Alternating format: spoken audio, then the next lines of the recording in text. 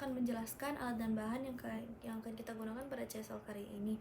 Nah, yang pertama itu adalah air mengalir untuk mencuci tangan. Lalu ada di sini ada kita memakai handscone.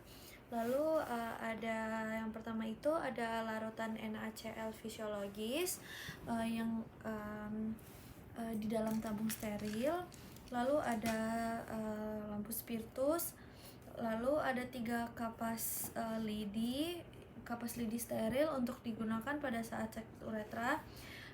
Kita sediakan 3-4. Lalu ada medium transport beserta labelnya, yang dimana labelnya ini ada data penderita. Lalu ada surat pengantar ke laboratorium juga. Lalu ada baskom yang sudah berisi klorin 0,5%.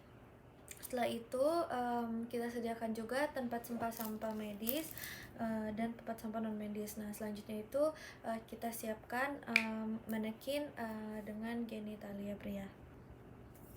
Lalu selanjutnya saya akan memasuki tahap di mana saya akan melakukan prosedur tersebut.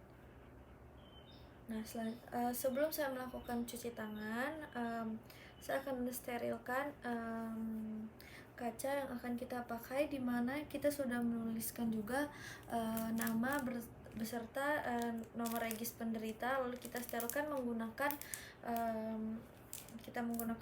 kapas alkohol.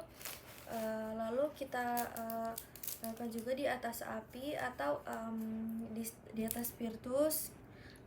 Kita lewatkan di atasnya. Lalu setelah kita lewatkan, kita taruh ke atas meja yang mendatar. Nah, setelah itu saya akan melakukan cuci tangan.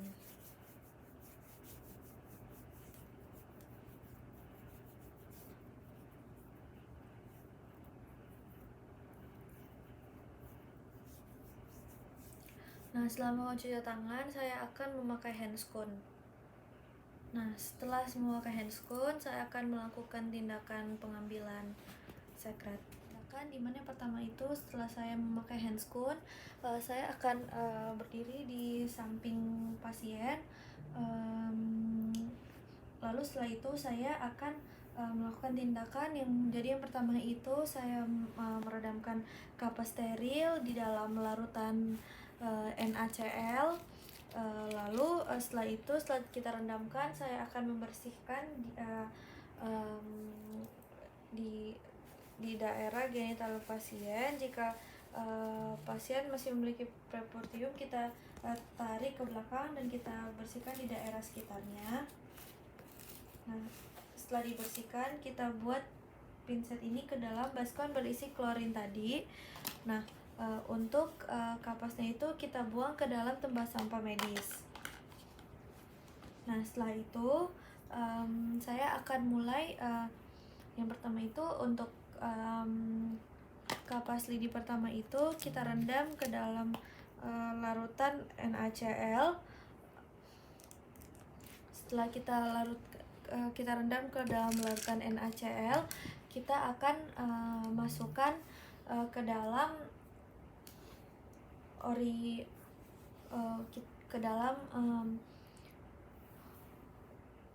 untuk membersihkan orifisium, uretra, eksterna, dan bagian distal dari penis. Nah, kita masukkan sekitar kurang lebih 1 cm dan kita putar searah jarum jam.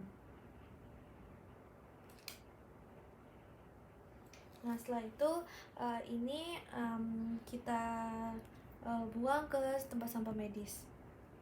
Nah, setelah kita buang ke tempat sampah medis, yaitu kita ambil lagi kapas kedua, yang tidak lupa juga kita rendamkan terlebih dahulu ke dalam larutan fisiologis tadi. Nah, setelah kita rendamkan ke dalam larutan fisiologis, saya akan melakukan pemutaran kembali, tapi kali ini cuma di sekitar 2-3 cm searah jarum jam. Nah, setelah itu hasilnya ini kita akan taruh ke bagian tengah dari kaca apusan.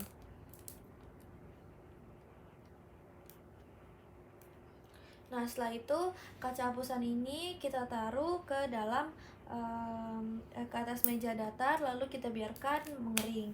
Nah, lalu kita buang kapas lidi ini ke tempat sampah medis.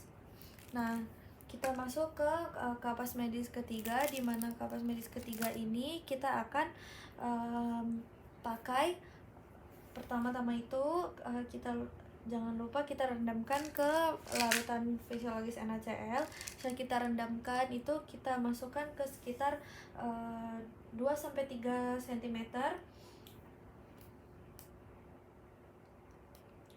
pada jarum jam, lalu kita keluarkan, lalu setelah itu kita taruh ke medium transport yang akan kita gunakan dan biarkan sampai terendam full. Lalu sisa dari stick ini yang masih mencuat keluar itu kita menggunakan lampu Bunsen untuk memutuskannya. Jadi kita bakar lalu kita putuskan. Nah, setelah itu kita tutup rapat. Nah, setelah kita tutup rapat, maka jangan lupa kita beri label, lalu kita beritahu pasien untuk memakai pakaiannya kembali. Jadi Bapak sudah selesai ya Bapak ya, Bapak bisa menggunakan pakaian Bapak kembali ya Pak. Terima kasih ya Pak. Nah, selanjutnya setelah melakukan tindakan, saya akan merendamkan tangan saya dengan larutan klorin di baskom tadi, lalu saya akan mencuci. Setelah itu setelah mencuci tangan dari semua hal-hal yang melengket maupun yang tidak kelihatan, lalu saya akan melepaskan sarung tangan, lalu saya saya cuci tangan secara asepsis lagi.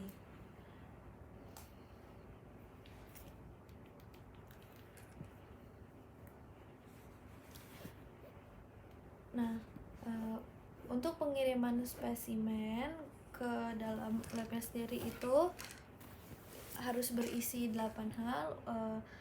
Yang pertama itu ada tanggal pengiriman, lalu ada tanggal swab, lalu jamnya kapan, lalu ada data penderita dan juga ada data kita sendiri sebagai pengirim, lalu ada juga jenis spesimennya itu apa, lalu jenis laboratoriumnya itu yang diminta itu apa, dan di mana jenis swab tadi itu jenis swab uretra, dan juga ada juga transport pengawet yang digunakan itu, dan terakhir itu adalah keterangan klinis. Nah, setelah itu adapun untuk tabung transportnya tadi itu berisi data penderita dan juga tanggal pengambilan swab ini. Lalu setelah lengkap kita masukkan tabung ini ke dalam tabung lain. Nah, yang terakhir itu untuk hapusan yang telah kita ambil tadi ini, yang telah difiksasi, kita masukkan ke amplop bersama dengan data penderita. Nah, setelah itu nantinya tabung dan hapusan ini kita kirimkan ke lab dan akan dibaca. Nah, setelah kita terima hasil lab dengan suhu ruangan, setelah itu di sini saya akan menginterpretasikannya dari hasil yang didapatkan melalui pasien tadi yang ada di skenario, bahwa merupakan bakteri gram negatif Diplococcus atau Neisseria gonorrhoeae. Jadi sekedar saya terima kasih.